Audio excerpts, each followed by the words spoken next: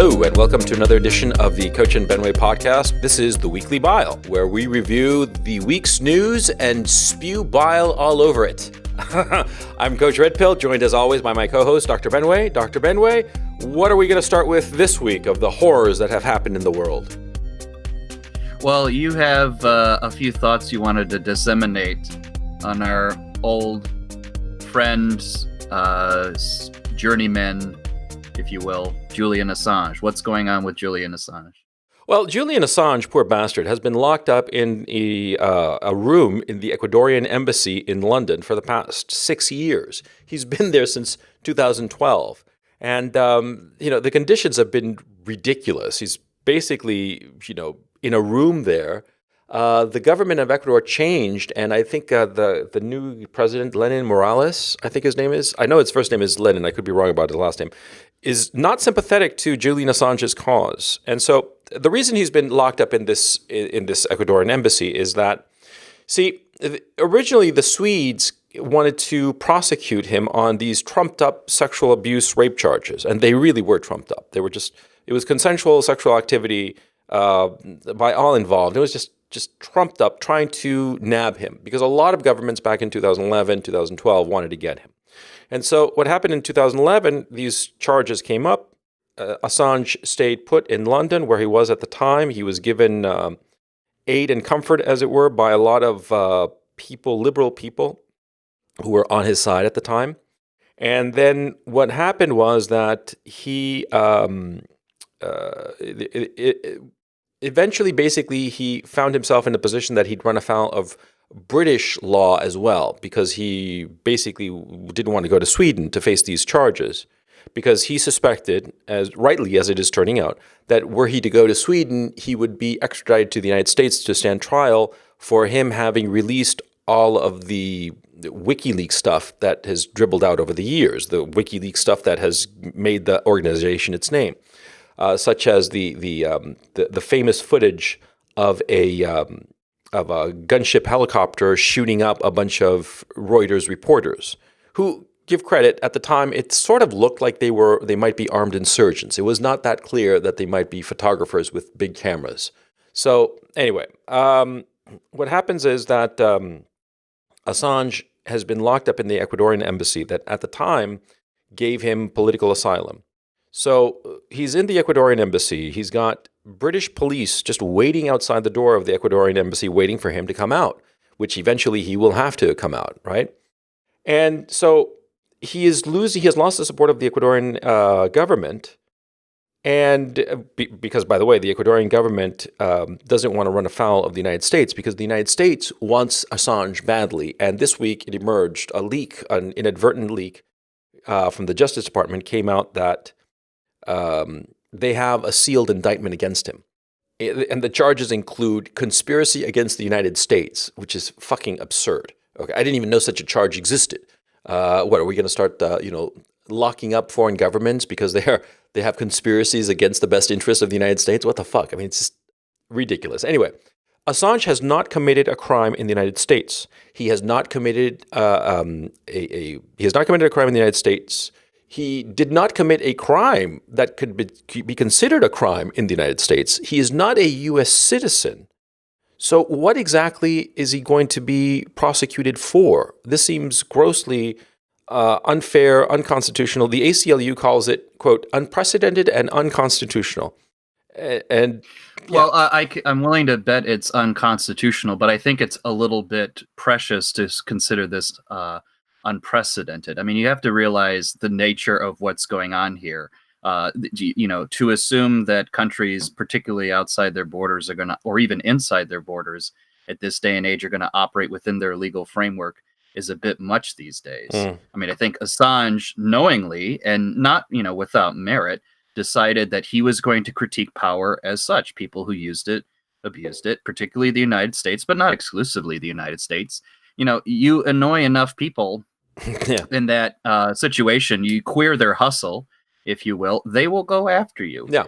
It's none of this is a shock. And, even if they have to make shit up about him, like you said, those, rape charges or abuse charges, it doesn't really matter. They'll go after him and they'll punish him. Yeah. This is kind of the nature of it. So to me, it's Certainly, I mean, I could make any number of arguments to say that this is ridiculous, and I'm sure they'd be sound arguments. I also realize that people in authority don't give a shit about my arguments, Yeah. or anyone's arguments, frankly. And I think this is kind of a very nice, clear, crystal example of that. I mean, especially because consider what he's exposing. He's exposing in a lot of the things that he publishes the very means by which governments don't follow their own rules, do whatever they want, say whatever they want. Yeah. And He's a living even if example of that. Yeah. yeah, yeah, exactly. Yeah. So I mean, yeah, I mean that's kind of like the situation. So it's like to me, it's like clearly unfortunate, but also not surprising. well, my personal take on this is that he should have not wasted 6 years of his life sitting in a fucking embassy in London. He should have just, after 4 months or something of this, he says, this is absurd, and just gone outside. Okay, fine, arrest me. Arrest me and do whatever you want with me. Because, see, his exposure, his level of prominence is so high that, see, the government's actually trying to do something against him is worse than letting him go. And I don't see, this is an example of just arrogance and stupidity, crossing paths. Because on the one hand, the government of the United States has the arrogance to think that they can do something against him, which they can, okay? But it violates all of the rules that they themselves have imposed on themselves, right? Number one. And number two, it's stupidity because, see, it just draws more attention to the guy. And so you're not really going to be able to punish him. You're going to have him around. You're going to move him from prison to prison. Maybe you'll get to torture him a little bit, right? But what are you going to get out of it? Nothing, except just egg on your face. Let him go. It's stupid. I mean, I'm looking at this from a pragmatic point of view. From the point of view of the government, the damage has been done. The guy did the damage that he could do. So making a public spectacle of arresting him and so forth only hurts you, the government. You see what I'm saying? But, well, they're going to go on that. And so another thing that's happening in London that's kind of interesting is actually it's very interesting, is Brexit and Theresa May, and her days seem to be numbered. You've been following that story. Why don't you give the pressies to our dear audience? Well, short story of the matter is Theresa May finished her negotiations, or at least some milestone with the negotiations to get out of the European Union. She revealed it, and basically it didn't do any of the major things that the typical Brexiteers would have wanted, which is, exit from the customs union, a number of other factors, doesn't really matter. But yeah, a lot of those crowd are saying, you're so full of shit. What are you doing? More people have resigned from the cabinet, and then they're building up now, last I checked, to a no confidence vote. So yes, naturally, under ordinary circumstances, Theresa May's days should be numbered. But there were 2 or 3 other instances within her premiership already that should have been her days being numbered, in terms of literally days, if not 1 week, not, now a few years. Her election fiasco was certainly one. And then the first time, she revealed her Brexit negotiation plans, which just weren't impressing a lot of people. And she had a number of resignations at that point. She's now had a number more resignations at this point. But again, as per usual with the Brits, the hours, the days, the weeks tick by. Action seems to be slow. And what ordinarily would have been like a 99% chance that she's going to be gone in the next few days or week, I give her a 50% chance of staying, because that's the state of the British right now. Yeah, because the letters of no confidence, there weren't enough to have the motion come to Parliament. Okay, and so and on this front, let me just underline, I think, the biggest snake in the bunch, which is Michael Gove. Michael Gove decided to stick with Theresa May, and Michael Gove was one of the big guys pushing for Brexit. He now, rather than siding with everybody who should have been his allies, is now sticking with Theresa May, clearly in the Michael Gove fashion, which is his odd calculus to try and be prime minister in a way that impresses no one, convinces no one, but just simply manages to prolong all of this shit. Yeah, Michael Gove is staying in the Theresa May cabinet, and he's part of what is now being called the Gang of Five, that, I'm quoting the Telegraph here, is planning to force Theresa May into last-minute changes to EU deal. Okay, yeah, well, they can force all the changes they want, but the issue is, will the EU go for these last minute changes? I personally think that there's going to be a hard Brexit. I think it's just going to be a big old splat, you know, because I don't quite understand. How could I put this?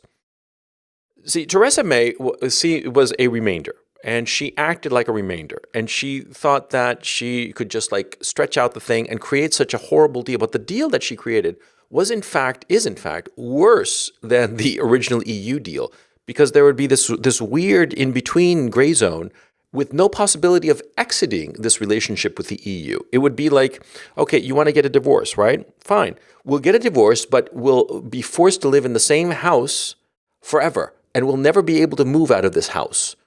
It's worse. It's worse than a messy divorce or an ugly divorce, right? And so, Well, it was Peter Hitchen had the best phrase on it, which was essentially to say we went from being half in the EU to being half out of it. yeah, exactly. And Rees-Mogg, he's been playing his cards fairly carefully. I think that him going for the vote of no confidence and it failing, I think it's a bit of egg in his face. But he has such that portentous manner that sort of like the like they say, the distinguished member of parliament for the 18th century. That I don't think it's damaged him particularly, because the letter that he set out saying that he no longer had any confidence in Theresa May, and the way he expressed it in Parliament was such that it didn't seem like a personal thing. It didn't seem like a personal vendetta. He was just looking at the facts. And he was very careful in that regard, which I think was clever of him. Because when he spoke in Parliament, he emphasized that he considered Theresa May his right honorable friend. And he said specifically, he pointedly said that he considered her honorable, okay? And so he was very careful about that, and I think it was clever. I don't think it helped remember, though, that there is the tradition within the parliamentary and legislative tradition that when someone says my honorable friend, what they're really saying is my asshole friend. And when they say my most honorable friend, they say I really think he's an asshole. So just remember that little caveat, and you'll actually realize what people really think of each other in the parliamentary procedure. He certainly was deferential, but he always is deferential. I actually thought it was actually very cutting the way he phrased it, which is she said she would do this. She actually did the opposite. She said she would do this other thing. She actually did the opposite. Yeah. It's become clear now that what the right honorable minister says and what the right honorable minister does is no longer the same thing. Yeah, that was and cutting. I think that is pretty damn personally cutting. It's the most memorable line in the whole speech. Yeah. And I think that that's the line that people are going to take away from this incident. Look, this has been going on since, when was the Chequers Agreement? Back in May? It was a horrible agreement. And Boris Johnson, like the little waffler that he is, he said, oh, it's a great deal. And then the next day, oh, it's not such a great deal. Oh, and then later he eventually left the government altogether. Look, the current crop of British politicians are weak. Let's face facts. And they're weaklings morally. They're weak politically. I mean, none of them have real power, and power is sort of like bouncing around, and nobody's been able to like grab it and run with it. It's like a loose ball in a game of American football. Okay, and that's what's going on right now in Britain. So I think that the deadline is going to come, and I think it's going to go, because I think that both the Brits and the Europeans are going to come up with some like, oh, we'll just have an extension, and these extensions will be endless. You know what I mean? And there will never be a Brexit. Well, I see everything right now independent of the outcome of Brexit, because at a certain point, just the way it's going, it doesn't seem like it'll matter if they're in or they're out. But what is clearly happening to me is that the tracks are being clearly greased one way or another, through intent or by accident, for Jeremy Corbyn to be the next prime minister. Yeah. There's no doubt in my mind he's now going to be the next prime minister. Yeah. In fact, when it comes to power, at least he was the only clear person throughout this whole little escapade who had any sort of authority within the realm of which he is responsible. Namely, he said very clearly, Brexit will not be stopped, more or less telling all of the people in his backbenches who kind of want to stay in the EU, go fuck yourself, you listen to me now. Because it is clear that he is the only one who has some degree of control over the matter, which is interesting because he fought very hard to even get to this point where people do listen to him. So yeah, I just think it's going to be very clear that you are going to have this very hardline old socialist back in the seat at number 10. It's Yeah, but why is it that he wants Brexit? I forgot to tell you the truth. because he traditionally is a Benite. By Benite, I mean Tony Benn, who always was, not always was, that's unfair, who is historically was against the EU involvement because he thought that it took away from the authority of Parliament to a unaccounted for bureaucracy. In that traditional kind of uh, English semi-Christian socialism that Ben was a part of. Jeremy Corbyn was an acolyte of Tony Benn, like one of his best friends. Hmm. So he basically, is keeping that flame alive. Sure, during the Brexit campaign, I think he tacitly was stay in the EU, but everybody who knows him and kind of the inside skivvy that I get is he didn't want to be fucking in there, and he was more than happy to be out of it. So he's been holding the line of Brexit. So the Labourers are all on board insofar as Brexit, and Corbyn has cemented party discipline. Apparently, I wouldn't say Labour's all on board, but I would say he has managed party discipline by hook or by crook. I mean, because every time a challenge to his leadership has come, he reasserted his dominance with the population at large who are going to vote Labour. So it's remarkable that Jeremy Corbyn, who was a backbencher for decades, inconsequential, people floated his name as a laugh, as the Labour Party leader after the loss to Cameron. Who was the Labour Party leader who lost to Cameron? It slips. Ed Miliband. Miliband, yeah. Everybody floated his name as a goof, as they were just gonna float it out there and see what happens, for fun. And he won, and he's held on. That is remarkable. That really is a remarkable situation. And even after the loss of the last election, he came out a winner because there's the perception that he was supposed to lose badly, and he made out all right. So good on him. Good on him, Jeremy. I mean, I'm in favor of Brexit, of course.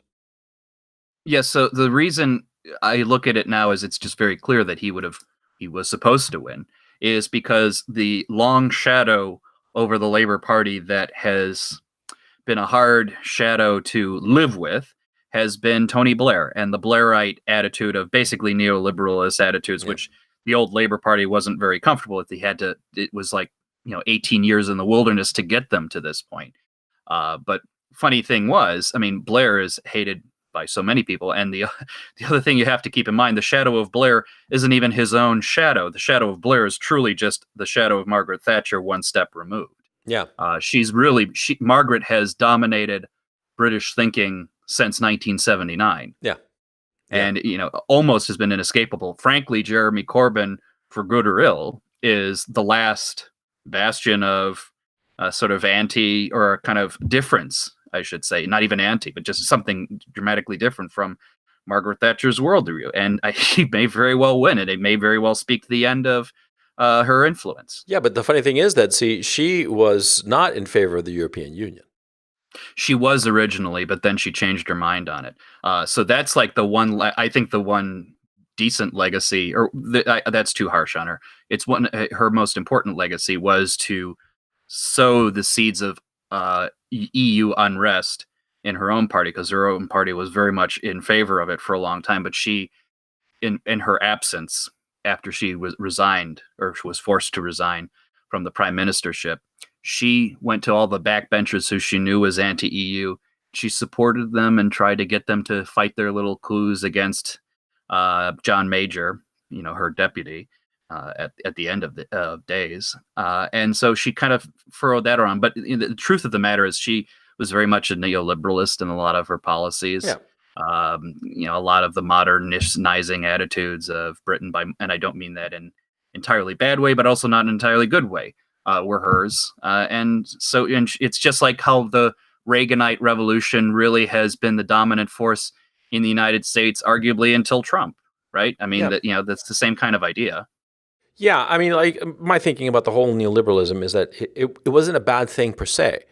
And in point of fact, at that time, in 79, it made sense 80, at the time, yeah. It made a lot of sense. It just overstayed its welcome. My thinking is that 92, Ross Perot's critique in 92 was on the money. and it was going to export and hollow out the middle classes of the Western democracies, and it was allowed to happen, and because the left decided, well, if you can't beat them, join them. That was basically what happened, and I think it's been a catastrophe for the Western democracies from the period from '92 on. Mm-hmm. In addition to Ross Perot, also Pat Buchanan, because that same year was when Pat Buchanan, when he ran and also did his speech at the Republican convention. Those two guys kind of sowed the seeds, if you will, long dormant for ultimately where we're at now. Yeah, because Molly Ivins had that famous crack about that speech that it sounded better in the original German. But the fact of the matter is that speech was prescient. It really saw the future in a way that nobody else did. And that's why, 26 years later, we're still talking about that speech. Yeah. So anyway, it's like the rivers of blood speech. But, it saw the future, and it was, at the time, it was declared racist and suspect, and it proved to be true. Yeah. So moving on from Brexit. What's the over-under on Theresa May remaining in power? She's like a cockroach. I said 50-50. Yeah, what? It's 50-50 is my money right now. It should be, under normal circumstances where people actually cared about things, 95% likely that she's gone. Yeah. But British men are weak right now, particularly British Tory men. Well, I think also that Corbyn is thinking to himself that it might be smart for her to remain in power. Okay, because or at least for the Tories to remain in power. So the mess of whatever happens in Brexit will be on the Tory side of the ledger book, and so that he could run against them and say, look what you did with Brexit. You made a hash of it. I'll do better. And of course, he'll do the same. But you know what I'm saying? I think that to Labour, he wants to, let's say, compete against Theresa May's situation. Sure. He does not necessarily want to compete against someone else who comes in and actually does something different. So he's just going to sit and let it be. Yeah, there's no upside for him to call an election or try to get an election called, rather. And there's every upside for him to allow more and continued turmoil among the Tories. Michael Gove, he is one slimy guy. And physiognomy is real. Look at Michael Gove's face. And you can see the face of a snaky, creepy little man, not a straight shooter. He's very clever. He has a face somewhat similar, although there are clear differences, but he has the same response I have to Michael Avenatti. That guy is like, there's sliminess there. And apparently by sliminess, I meant beating his wife. Oh, we're going to talk about Avenatti now. Yeah. Yeah. Well, here's the thing. I'm confused because now it's emerging that his ex-wives, neither of them say that they got abused by him. So who the hell did he beat up? Well, so this is an interesting little detail that he's spinning. Apparently, from what I heard, the police saw a physical abuse that was done to a woman, and I guess we're thoroughly, or at least reasonably convinced it was Avenatti. Avenatti is defending himself and is suggesting that I don't know, who's that Twitter personality who tried to make false or find people to make false accusations against Robert Mueller? Yeah. What's his name? You know who I'm talking about, though, right? Oh, that was a thing. I forget. Yeah, go ahead. Yeah, some security outfit that's just sketchy as fuck. Yeah. Yeah, so Avenatti thinks they conspired to get him arrested, and he says, "You see, this is what's going on. They're going after Mueller, and they're going after me. That just shows you how much of a threat I am to the establishment." And I'm like, that's exactly the right Avenatti response. Like, inflate your ego so goddamn much to think like you and Robert Mueller are the only pillars keeping this country upright against the weight of fascism that is Donald Trump. I mean, that is the ultimate shitty lawyer response. Yeah. Well, it's saying it's all very confusing. Whatever the fuck happens with Avenatti, it's going to be funny. It's. I don't quite understand why anybody in their right minds would have thought that he is a potential candidate for president in 2020. I just do not get it. He's just a creepy LA lawyer. LA lawyers like that guy, like over. I mean, I've said so before in this podcast. Those over treated guys. They like every hair on their face is like perfectly in place. They get lasered all over the place so that no stray hair emerges. They the clothes and the look and the jewelry, complete with a little gold signet ring and gold chain around the wrist, and while wearing a suit, I've never understood that. I mean, to tell you the truth, when I'm wearing a suit, I feel like I'm pushing it when I wear a watch. That's about as far as I'll go. It's just, the guy is creepy as fuck, right? And it's funny. He also officially, by the way, I just saw right now, he did officially got kicked. His law firm officially got kicked out of their offices. Yeah, I heard that too. Yeah, that's pretty humiliating. Yeah.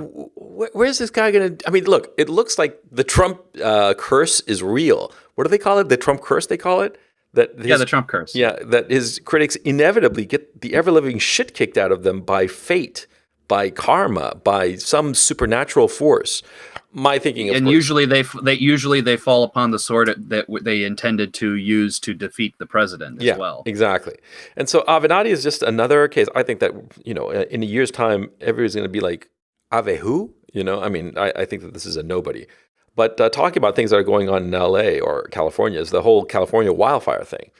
That is pretty goddamn funny. It's astronomical. There's last reports I saw, 71 confirmed dead. That's tragic. And 1,000 people missing. And 1,000 missing? Damn. That's what I heard. These numbers could get revised. They almost always do. But the thing that's caused my attention, I think a lot of people were focused on the Malibu area portion of the fire. It's like, oh, yeah, all those wealthy people have to get out of their mansions. Boo fucking who. The reality is it's just so vast. It's hitting a number of areas, and I think probably a lot of the areas where you're seeing a lot of the deaths and the missing people are not the wealthier Malibu area. And so it wasn't until, frankly, like today, admittedly, I'm not like searching desperately for all the stories on this, but it really wasn't until today that I started seeing more prominent pieces saying this is the impact of this is much more catastrophic than some overly priced properties. In Hollywood. Yeah, because there was a lot of stuff from Malibu people who are well known, like the daughter of one of the Baldwins or something was all pissed off because she got hassled by some cop who thought that she was a looter. And she was like all acting privileged and shit. And so I was like, fuck it. Who gives a shit? I wasn't really paying that much attention, but I didn't realize that so many people had died and 1,000 people missing. Holy cow. Well, a lot of those people are probably just displaced because, whenever there's a catastrophe, a lot of people who are quote unquote missing, it just turns out that people can't find them because they left wherever they were because the place that they were was in danger or threatened somehow. Living they in Chile, haven't called anyone yet because they're moving out. That happens all the time. Yeah. So the missing number, the 71 confirmed dead. That's tragic. That really is tragic, and it's probably because the fire moved in so quickly that they didn't have time to escape. And most people die from smoke inhalation. It's not. It's that's why people die, and it's just tragic. But I don't have anything intelligent to say about the wildfire situation, although what I find really funny is that a lot of people are saying it's global warming, right? And we have some news on the global warming front. You want to pivot into that, or should I? Well, you paid more attention to it than I did, but I have heard of. Okay, well, this is funny. Assessment. Okay, so the sun, right? It goes through these 11-year cycles. Okay, it's basically the sun is a fusion reactor. That's what it is. It is burning hydrogen and turning it into helium. It burns it by fusion reaction, where it combines the hydrogen elements, the one neutron. I mean, the one proton and one electron into two protons and two electrons. What has happened is that the sun goes through these cycles of basically like a beating heart. And these cycles are in 11 years, right? And the next cycle was supposed to start around the year 2020, but it seems to be a little bit off pace. And it's now started because as of this year, there hasn't been a single sunspot recorded, apparently. Now, this matters because sunspots indicate the relative warmth of the sun. And so it means that basically the sun is putting out less output than before. And so it looks like we're heading into a mini ice age because temperatures are decreasing. Okay, and temperature, the sun is its output is less than before, and it could be the signal to a mini ice age. The Earth has had mini ice ages. Historians have known about mini ice ages. There is proof of mini ice ages because of certain paintings.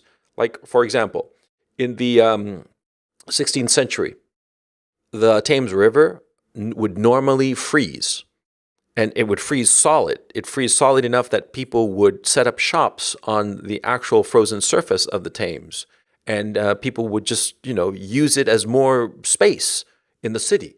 Okay, and you could cross it no problem, just walking across the frozen river. Okay, and of course today that can't happen.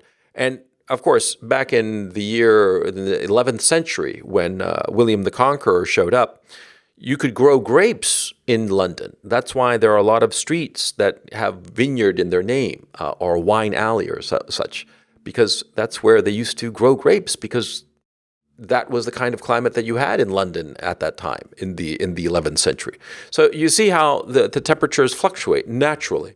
And it could be that because of this sun activity, we're going to go into a mini ice age. And it just leads to this whole notion of the coming global warming and the global warming hysteria. I've always been sort of like, how could I put it? Let me give you a specific example. One time I was talking to a news producer. Okay, I was talking to her in Paris, and I'd done her show on talking about economic topics, and we went to dinner, and we were just shooting the shit. And my thinking has always been there are two issues insofar as global warming is concerned. Number one, if global warming is actually happening, and number two, if the global warming that is happening, if it is indeed happening, is the product of human activity. Now, I don't have a problem thinking that global warming is happening, and I don't have a problem thinking that it might be because of human activity. I just want that to be a clear distinction. I thought that position is very reasonable. This woman had a fit, and she went on I swear to God, a 20-minute rant at me about this issue. I mean, I thought to myself that I'm about to lose a friendship, a relationship over this issue. I mean, she was that vehement, that religious about it. It was not merely, I don't agree with you, or that's interesting. No. It's you're wrong, and I had to backpedal and just back down completely because I didn't care enough about the topic to have a fight about it, right? But the global warming people do. They care enough about it to have a big old fight about it. And I'm kind of wondering what they're going to do now with this mini ice age. Well, that's actually what I was going to bring up. Funny enough, after you had mentioned this topic, I was looking around for current coverage on it, and unsurprising to me, the website, which is one of the mini bête noirs of my life, IFL Science, short for I fucking love science, which is basically scientism. It doesn't really believe in actual scientific method because that's too difficult for them. But they have an article up that just came today is, no, there isn't going to be a mini ice age, in scare quotes, mind you, because they couldn't just have mini ice age as an actual thing. They said, oh God, why hast thou forsaken us? Why hast thou given climate change deniers more reason to come out with their crap theories? And then was trying to argue why, no, it's not what you really mean. But it's, again, fairly stupid, and it's very clear the language that they're using. Their only goal is to think about this in terms of, oh, this is just going to be some argument that the climate change deniers can use against us, which is basically worse, frankly, than even the Catholic Church did during its heyday of being concerned with heresy, shall you? Yeah. If you will. Yeah. I mean, it's kind of crazy. I mean, these people are fucking nuts. And yeah, as far as I'm concerned, they basically have a religion. That's what they have. They have a religion, and they will not listen to reason. They will not listen to a dissenting voice. A dissenting voice not only is a dissenting voice, it's somebody to be silenced. And sometimes I think by force if need be. I mean, I think that these people are fucking nuts, and I want nothing to do with them as far as I'm concerned. I mean, they're crazy. They're crazy people. You know what I mean? Well, at least they have the passion of their convictions. to use that condescending tone that's used against Yeah, I know. religious folks. I You know, know. I mean, this whole being passionate about something. Look, my thinking has always been, I'm a man. Okay, and what separates me from all the animals on this God's earth? The fact that I have reason and logic on my side, and that I can use reason, logic, knowledge, valid knowledge gained by way of scientific discovery to make reasoned decisions and judgments about the world. The passion, fuck passion. Passion is like it's important insofar as your motivation is concerned. Yes, I'm a passionate engineer. I love engineering. I love the fact of it. Do I do it like out of passion? No, I do it reasonably, rationally. A passionate belief is basically you're saying, well, I don't have any reasons for it, but I really think it's true. So I'm going to believe it, and you better believe it too, or else I'm going to hate you because I'm so passionate. You know what I mean? It's just fucking well, I nuts. mean, you have to realize like this my generation got brought up on this shit instead of actually going to something like a church. We on Saturday morning cartoons we watched too many episodes of Captain Planet saving the Earth because there were these evil things in the water, and we were trained about Earth Foot Day. It was the closest thing to going to church on Sunday for some idiots.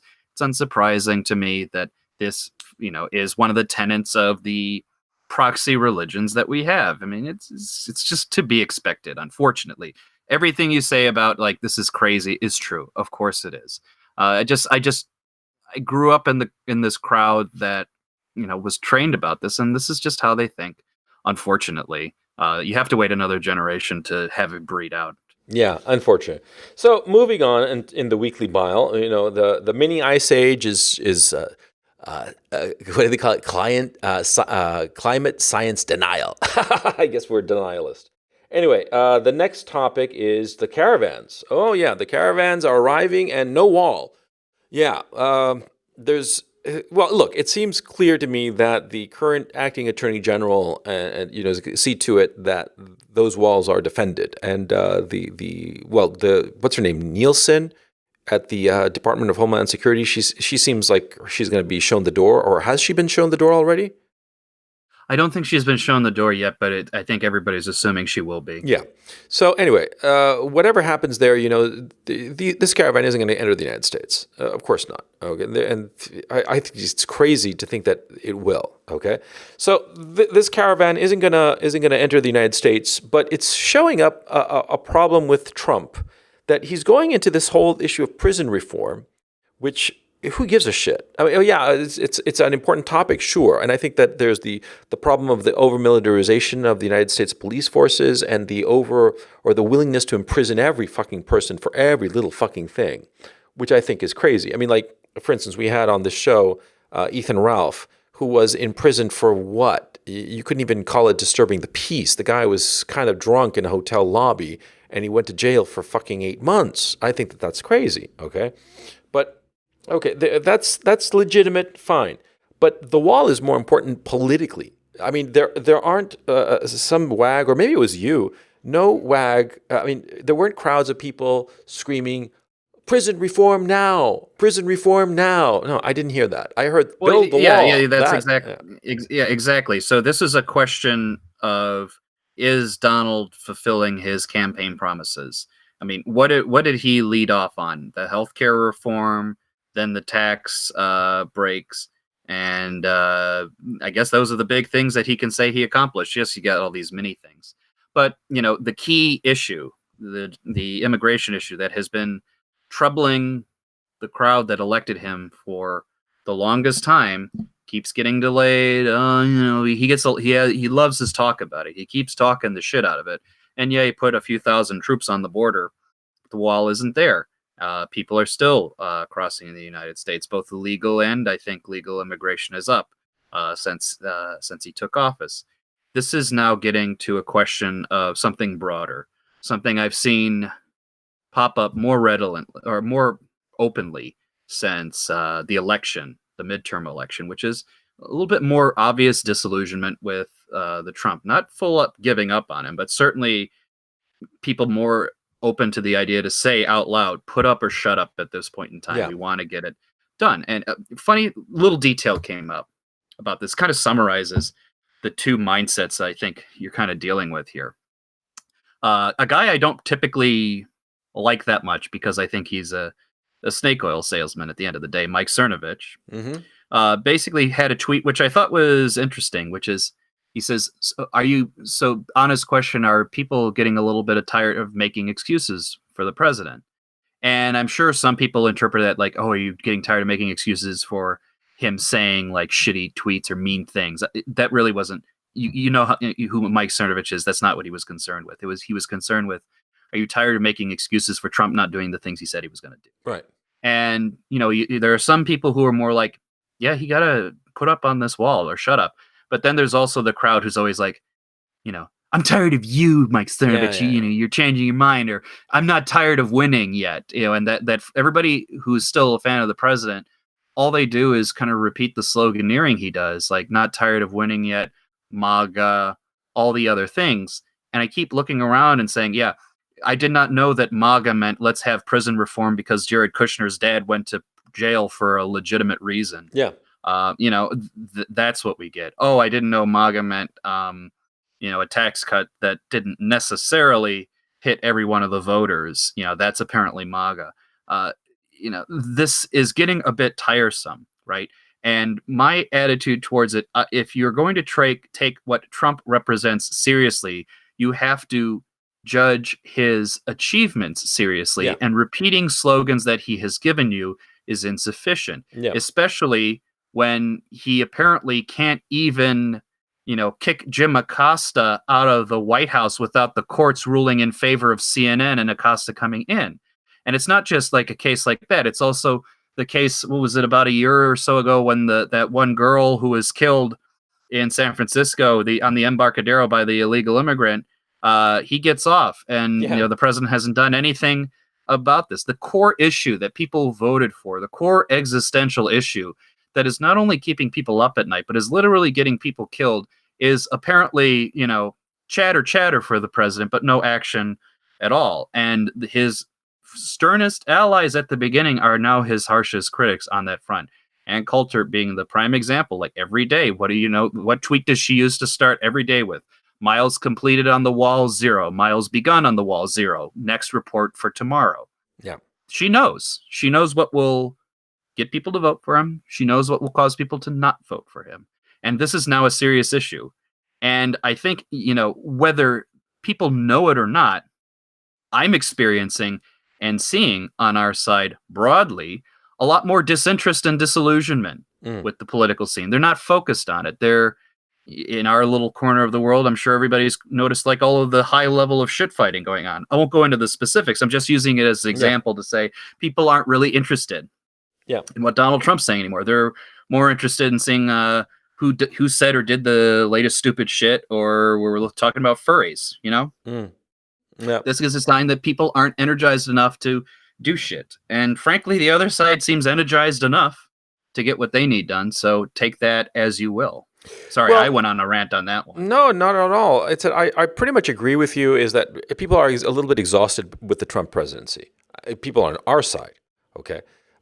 Because it's sort of like the enemies, our enemies, haven't won anything, and also after 2 years, it's pretty clear that they don't have anything on Trump, and so whatever happens with Mueller and that whole thing, it's just, who gives a shit? Because we know that it's just bullshit. They would have come up with something if they had it, but the thing that talked about Trump is that, look, I always thought that he was a snake oil salesman.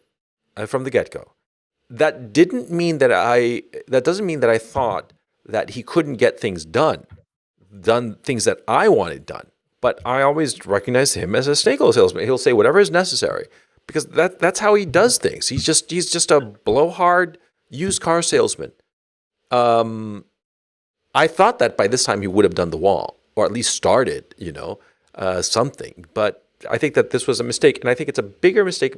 Before I was thinking about it sort of like the way Obama claimed that, before he got elected, that he was going to close down Guantanamo, and of course he never did.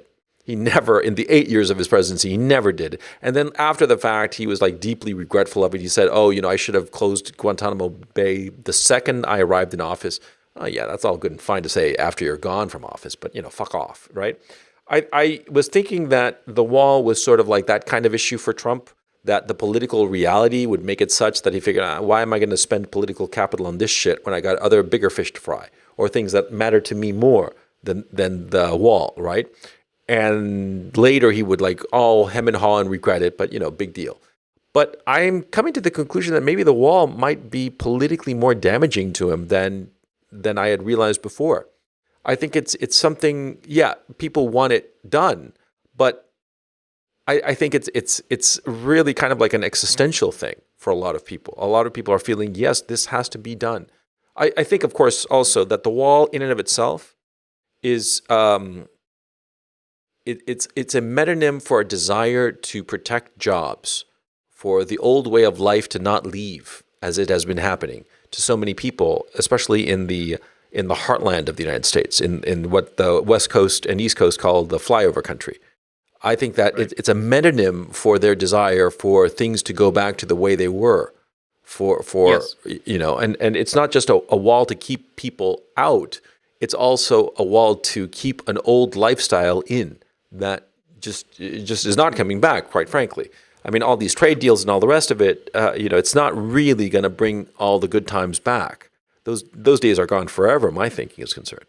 But Well, a see what I mean? fundamental nature of a lot of real politics is the notion of an existential issue.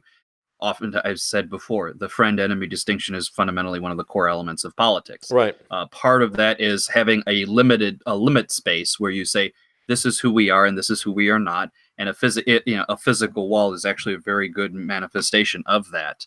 And I would not be surprised if deep down in his heart the president really wants to do it, but unfortunately, I still think, and I still see manifestations of it to this day, there are lingering elements of the Bush White House, if not the White House, the Bush style Republicans, still lingering in his presidency, still whispering in his ear things to do. And it's probably creating a situation where, bad advice continually repeated to the same ear eventually sounds convincing, compelling.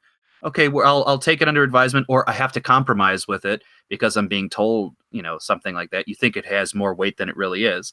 And I think it's weighing down this presidency. And I hold Donald Trump responsible for still keeping these people in the White House. Yeah.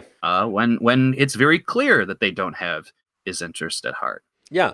Well, okay, this is what we got. And so we got to see what happens moving into the future. Okay, so the next topic, let's move on to talking about Trump. CNN and Jim Acosta won their little thing about about getting kicked out of the White House press office. What was that decision? Because I have not had a chance to read it yet. So this may not be perfectly the letter of the law and the decision, but I know that the argument made by CNN was that if you were going to relieve someone of their position, their press credentials, they had to be subjected to a process Okay. in order to get that done. I think there was precedent in a previous case on this. I forget exactly what case it was. It doesn't matter. I think their argument they were made is that the way that Jim Acosta was asked to leave or was asked to give up his press credentials relative to the White House, his hard pass, was not based on process. It was based on the president's mood. So that was their argument, that if they won on that, then it was a process matter, which tells me the reality of the situation should just be Trump should just have a process created, Yeah. subject him to it, and then remove the press badge at that point. Yeah. You know what I'm saying? I mean, So because it's a hollow victory.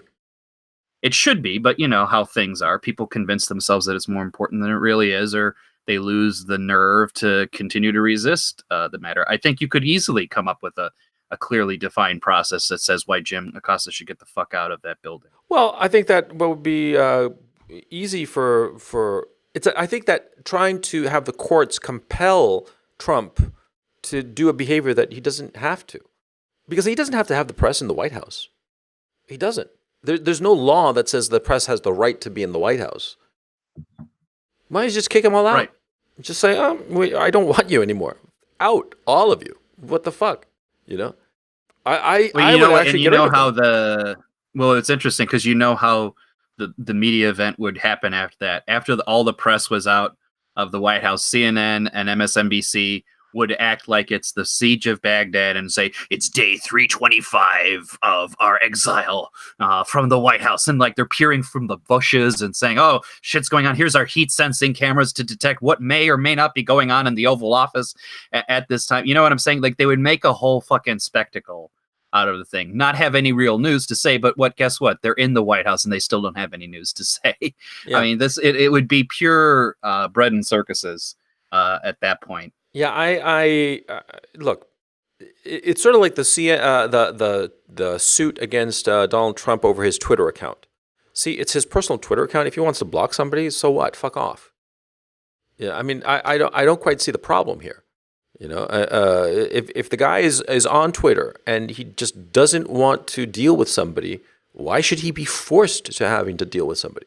If the White House has this obnoxious reporter, and they have a lot of other reporters that are letting the other reporters be reporting and doing whatever they're supposed to be doing, but they're not obnoxious.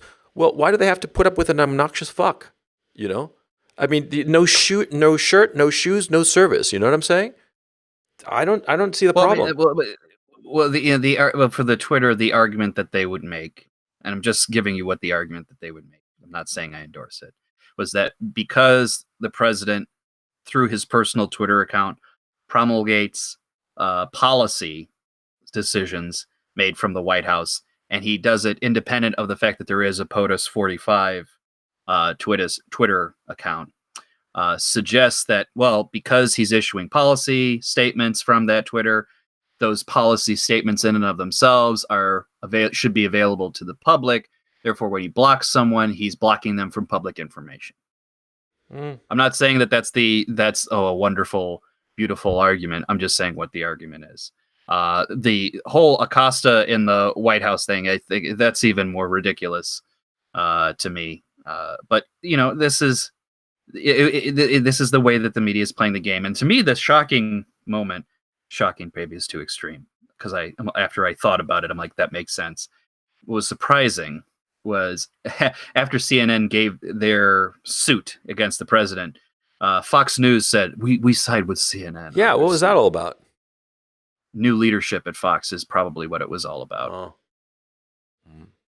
Because remember, this is, there's been little inklings at Fox that, they're being a little bit cagey with regard to the president now. So remember the night of the midterm election? Yeah. When they called that the Democrats have won the House. Yeah. They did that before all voting on the West Coast was done. Don't tell me Fox has gone liberal. Fox may or may not have gone liberal, but Fox certainly is, poking holes at the president's, actions in general. It's I mean, that moment in particular, that election night moment, I was completely annoyed with, because it borders on something that I feel like is unethical at the very least.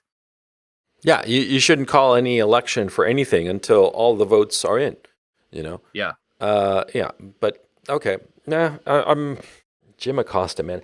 I find the guy incredibly annoying, and the thing is, I know that he's a grandstander, so what the fuck? Well, yeah, the story with Acosta, every time Acosta accosts the president, again, why Acosta's name is just so fitting. Yeah.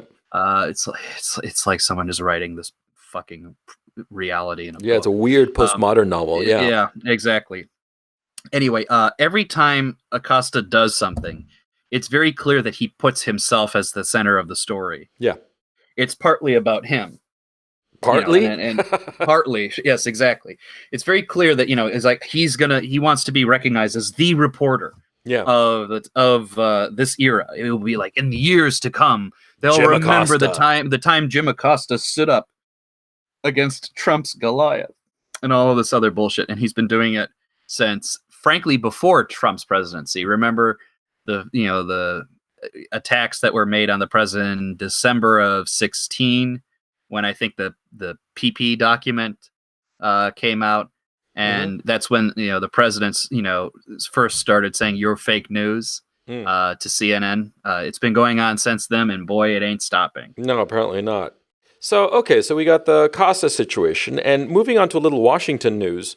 something what we didn't discuss last week, which we should have, was about 10 days ago, Ruth Bader Ginsburg collapsed, I do believe, in the Supreme Court building itself, and she suffered a couple of broken ribs, as a matter of fact, which, of course, she's being an elderly lady, even though she's quite small, and so the fall wouldn't have been much. She's quite old, and so, yeah, she's in the hospital. Now, it seems, and I don't mean to... I don't mean to be rude to this woman, but she's not long for the Supreme Court. I mean, she's not long for the Supreme Court and probably not long for this earth. The lady is 85 years old. She's going to be 86 in next March. She's not going to last 2 more years. And so the issue becomes, well, what will happen when she steps down? What will happen, and what nightmare will the left and the Democrats try to inflict on the country when Trump announces his nominee for that Supreme Court seat? Because it will make a 6-3 conservative majority. That is a bulletproof majority. And yeah, there are a couple of conservative justices that are getting up there in years. I'm thinking of Clarence Thomas. He's an older guy, but the others, they're pretty much in pretty good health. They've got a few more years in them. And so what do you think is going to happen? Well, first off, yes, Ruth doesn't have a lot of time. We all have grandparents. All right, some of us are well aware that after a certain age, if you fall, it's a serious issue. Yeah. Hard to recover. It's potentially a sign of more bad things are coming. It's just the way it is. I'm not saying that with gleeful joy against Ruth. I just know it from my own grandparents and my own elderly people in the family and around the family. So that's certainly going to be an issue. If they pull their hair out over, by they, I mean the left pulling their hair out over Ruth having to retire under the Trump presidency, I would simply remind them to say, well, hold it against Ruth herself, because she had an 8-year window during the Obama presidency to gracefully retire in a condition that would have been a little bit better in terms of prospects of getting someone like her on the court, particularly those first 2 years of Obama's presidency. But she didn't do that, and this is the world that they now live in. I don't have sympathy for that.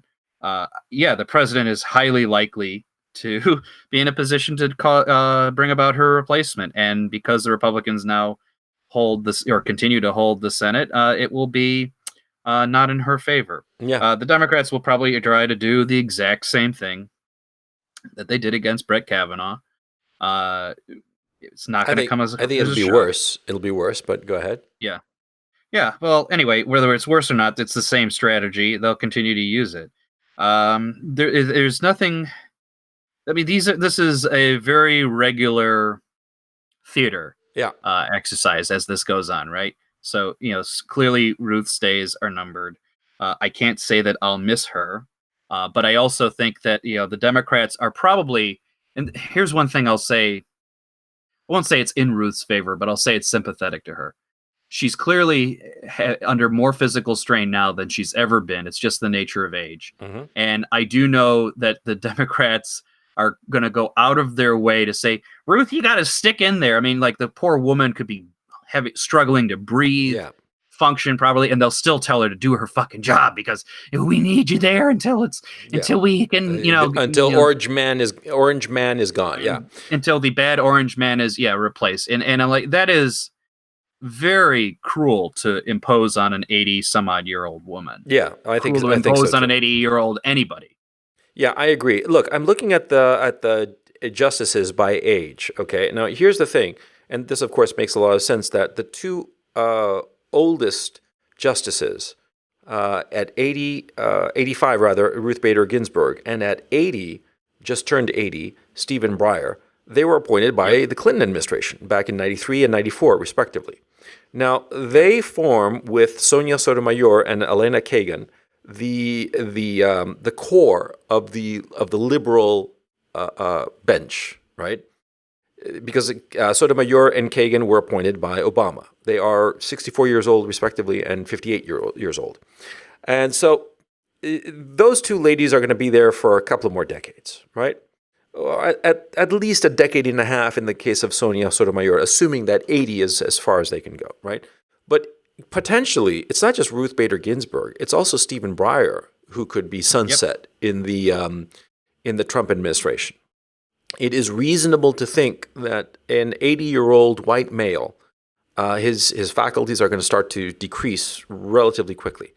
It's reasonable to think that, and it's reasonable to think that if Trump manages to hold on, win the re-election, or let me phrase it, if the Republicans manage to hold on to the Senate for the next election in 2020, irrespective of whether Trump is the president or not, quite frankly, they'll get Breyer's seat, because I think that the Ginsburg seat is a gimme at this point. I think that, I mean no ill will towards the lady, but she's not going to last 2 years. She's too old. She's too frail. Poor lady, just give her a break. You know what I mean? I bet that she's got like a bunch of grandkids and stuff like that. She'd much prefer to be spending her last few days there, or perhaps not, but who knows? But the point is, her days are over. So, yeah, and it would be remarkable if Trump were to be able to appoint conservative justices to replace both Ginsburg and Stephen Breyer. Because here's the kicker of the conservative justices. The oldest one is 70. That's Clarence Thomas. I was surprised when I read that. I hadn't realized that he'd been so young when he'd been appointed to the Supreme Court. He's 70 years old. So he's got at least another 5 years to a decade in him. The Chief Justice, John Roberts, he's 63. Samuel Alito, he's 68. Again, he's got a good 10 years in him.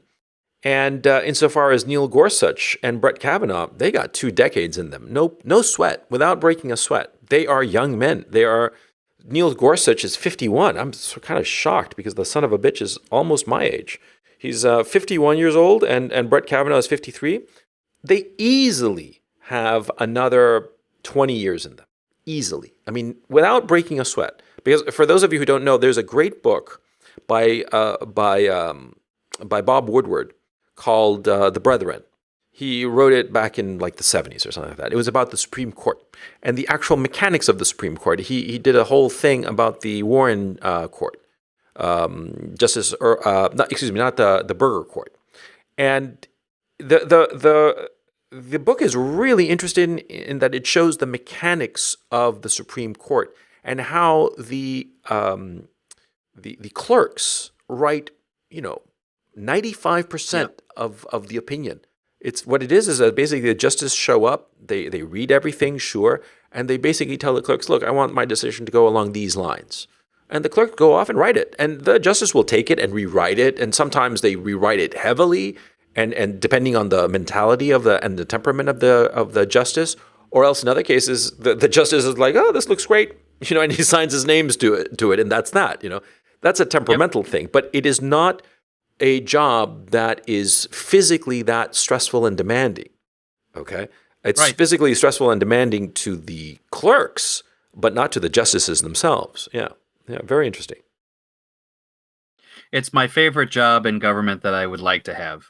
Sure. Who wouldn't, It's, you get all this deference and respect, and you have other smart people do your work for you. I'd sign up for that job, sure. Absolutely. Yeah. So, but also and also just on a side note, in its purest form, which we're not even there anymore, let's be honest. But in its purest form, it felt like the most academic, theoretical organization. It's just 9 guys and women now. Yeah. Sitting in a room contemplating. Yeah. To me, that's a fucking job, I'm saying? Yeah, and, it's really interesting how these cases are settled, because what happens is that they have these meetings, the justices have these meetings where they basically have a list of the cases, and it's just the justices, nobody else.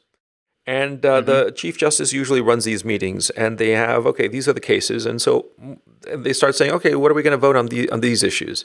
And they start saying, oh, I'm going to vote against it, or I'm going to go in favor of it, and say, okay, you guys are going to vote for him, and you are against it, okay.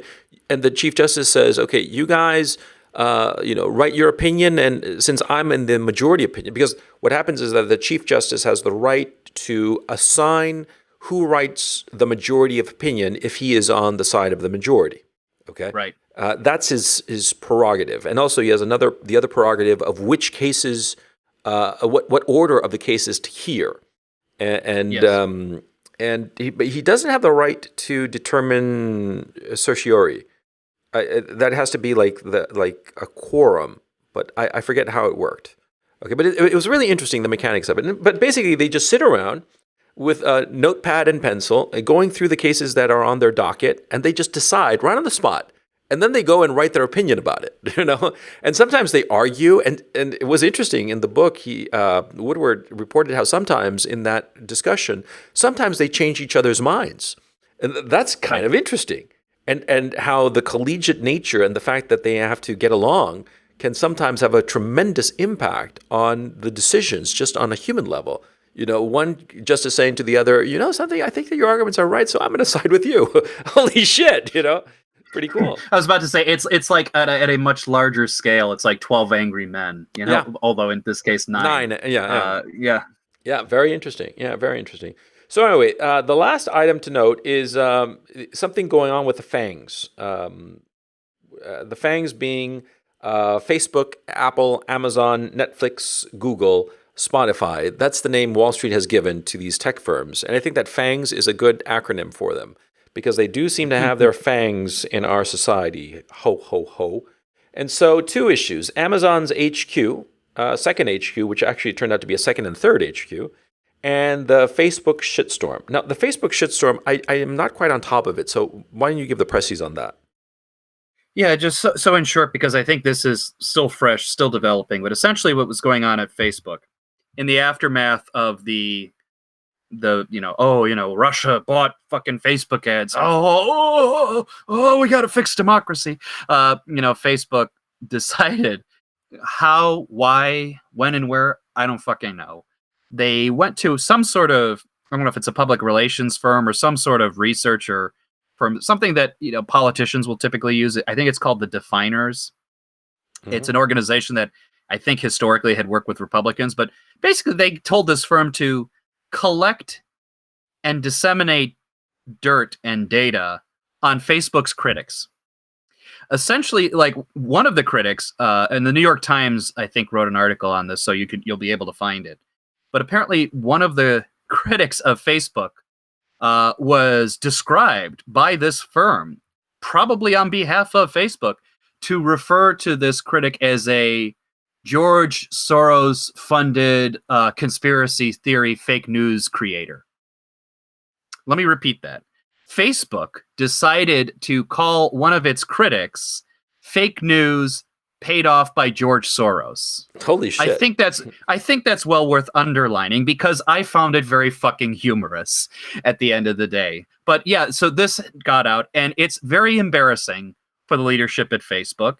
The investors and I think the board are not too happy with it. No. And Sheryl Sandberg has been she threw the communications department under the bus. They said, "Did you know about this?" "Oh, I didn't know.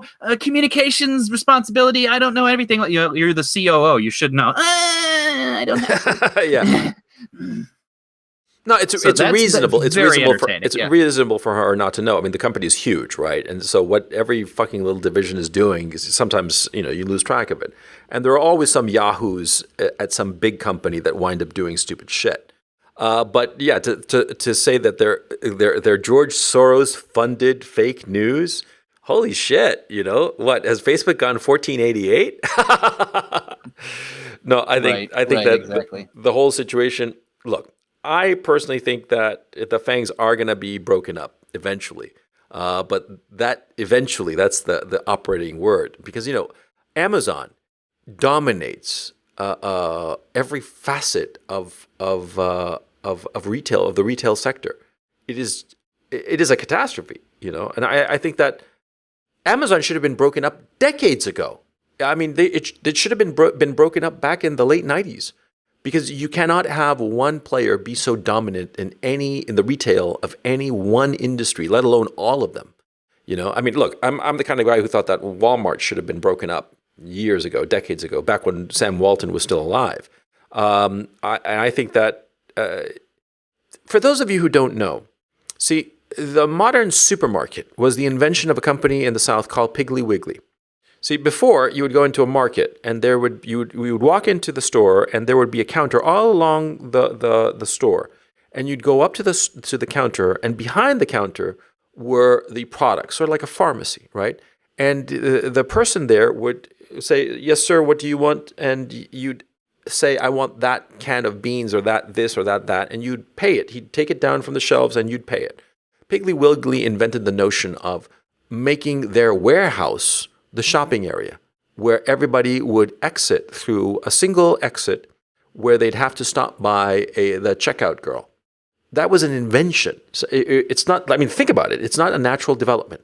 Now, Piggly Wiggly, because of this, they were able to have a lot fewer people working and have a lot bigger supermarkets, because all of a sudden, instead of just being a small little market, they could have a huge floor space with all of their goods out there. And so this naturally attracted customers who would go there because they could, one-stop shopping. They could go there and get everything. Because before, there would be a butcher's shop, there would be a canned goods shop, there would be this shop, that shop. There were like different shops that people would go to in order to buy their groceries. But Piggly Wiggly invented the notion of the supermarket, the one store where you had everything, and you'd go there, pick your stuff, and put them in your shopping cart. Which, by the way, that was another invention of Piggly Wiggly. And you'd go to the checkout, and you'd pay for all your goods, and off you'd go. Right? Piggly Wiggly, because of this, expanded enormously, and it was the U.S. Justice Department that called a halt to it, and they broke them up and stopped their expansion to allow their competitors, because they didn't want Piggly Wiggly to own the whole of American supermarket market, and that's what happened back this was in the early 50s, I believe. But now during the 80s of Reagan, you allowed Walmart to just encroach on every single territory. Okay, Piggly Wiggly was forced to remain a regional supermarket chain, and eventually it just became just one of the pack. And it allowed for all of the other supermarket chains in the different regions of the country to expand. But this was not carried out with Walmart. This was not carried out online with Amazon, and it should have. And so now you have these companies that own everything, and that's bad. Well, the standard of the Trade Commission, FTC judgment shifted. Before, it was purely about competition in a kind of generic sense. Then their standard of judgment was, well, is it impacting consumers? And when they say impacting consumers, they limit it to is it price negative impact to consumers? So in their mind, if prices were getting lower, they didn't give a shit. Yeah, exactly, and that comes from Alan Greenspan, by the way. He was of the notion that prices are what matter, not if there is competition, which I think it just turns it on its head, because it's the act of competition that you need. If it's just price, then a monopoly is always going to be able to undercut prices by the fact that they're a monopoly player. But the harm to the society long term, well, we're seeing it now. Whenever a Walmart decides to leave a community, that community is destroyed, because all of a sudden, all those people have to drive dozens of miles, if not almost 100 miles, to some other place to shop. And so that community rapidly disintegrates, and people leave it. There are lots of ghost towns in the United States that became ghost towns because the Walmart left. And this is a disaster. Right. Yeah, it hollowed out that piece of the country, and it continues to do so. What I was happy to see, one of the developments this week was in response to this Facebook stuff, but also in response to Amazon headquarters.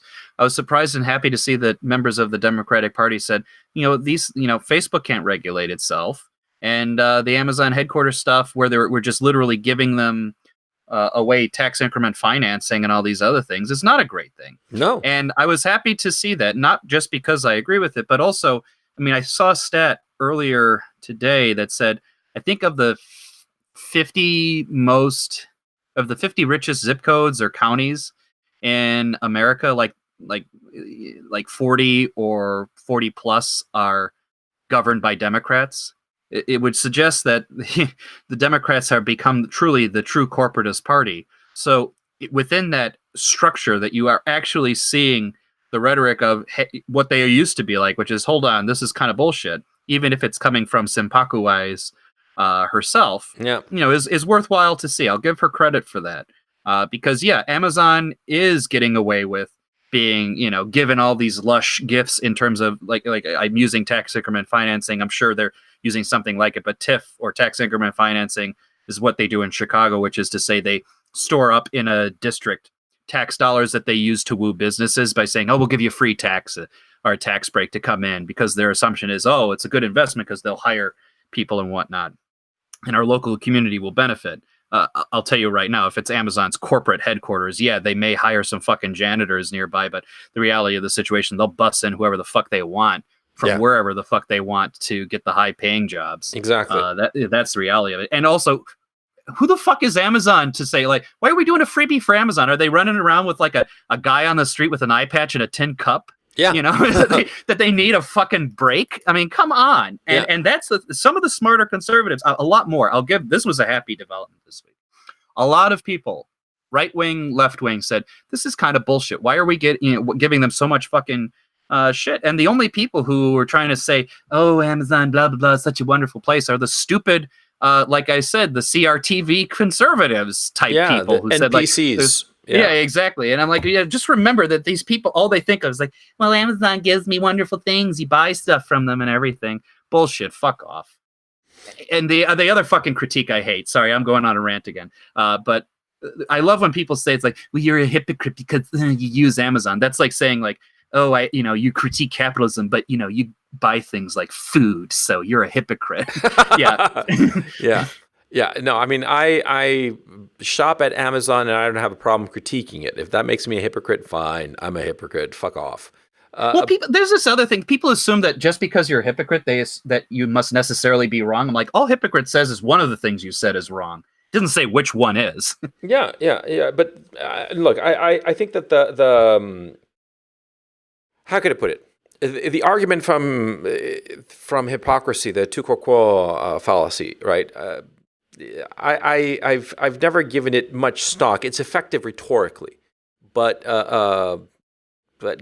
fuck off. I mean, it's actually more effective when it's something else. But when you say, for instance, how can you critique Amazon? You shop at Amazon. That's pretty. That's a pretty trivial argument. Okay, it doesn't. It basically means to say that the only way that you can critique somebody is if you boycott them. That's crazy. Right. Okay. There are lots of things that I use that I'm critical of, and I'm going to continue to use that I'm critical of. Just to say that you can only criticize that which you boycott.